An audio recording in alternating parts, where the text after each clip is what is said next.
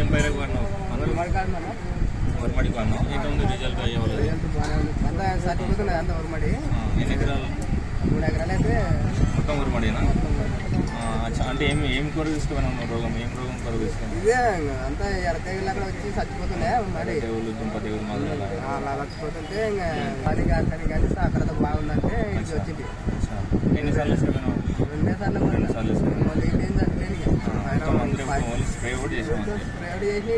ఎంత వచ్చింది? ఎన్ని క్వింటాలు వచ్చింది?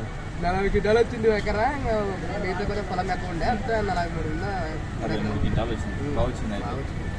ఎంతమంది అట్నే చాలా మంది తీసుకున్నారా? నేను ఫస్ట్ బాగుంది అయితే. బాగుంది. సరే సరే వాడుతుంటే అదే సోనవసరం 6.5 ఓకే. చనిపోతుంటే ముందాకనే ఇంటి పెడదాం అనుకుంటున్నాను. నీటికి పెడదామన్నా పోయింది అనుకుంటున్నా. ఇంకా అర్థం మనకు బాగా కొడతారు సాకరత అంటే పోయి తెలిసింది. అక్కడ రాబడి 2 సార్లు కొడతానికి మంచి షేప్ మీద వచ్చింది. కానీ సాకరత తెచ్చుకుంటే చేస్తాను. బాగుంటుంది ఊరమడికి. దాని ఊరమడి ఒకటే వాడినా ఇంకా వంటలు కానీ సాకర ఇంకా ఆడలే వస్తున్నాను. బాగా పంటలు కూడా వాడచ్చు.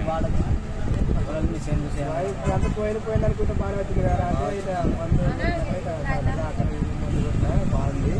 ఇంకేమన్నా మందులు కొట్టాలి, ఇంకేం మందులు కొట్టాలి.